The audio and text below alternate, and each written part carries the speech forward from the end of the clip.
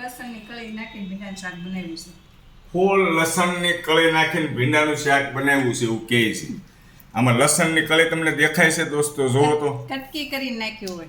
કટકી કરીને નાખ્યું છે. તો વાત સાચી હો, કટકી કરીને નાખ્યું છે. મારા માટે બનાવી છે ભાખરી. દોસ્તો અમારી ડીશ બતાવી ગયો. સાઈડમાં થોડુંક લીધું છે ભીંડાનું શાક.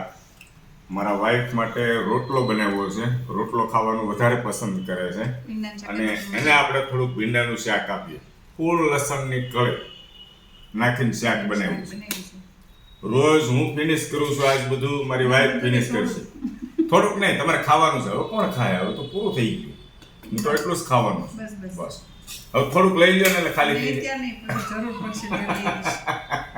તો આ છે ને સવારમાં ખવડાવ્યું શું હું તમને? નહીં, મને ભાવે છે ભીંડી. ફૂલ લસણની કળી વાળું શાક બનાવ્યું છે એટલે તાણે કરું છું. હિલુભાઈ મજા આવે છે? તો હિલુભાઈ જમવાનું ફિનિશ કરી નાખ્યું છે. શાક થોડુંક લે મરજી પ્રો, થોડુંક લે, એટલું લે એટલે પૂરું થઈ જાય. થોડુંક લે, થોડુંક લે. બસ, વેરી ગુડ, શાબાશ. ડાયો દીકરો છે. જમવાનો આનંદ લઈએ. વાળુમાં આજે સાદું મેનુ છે.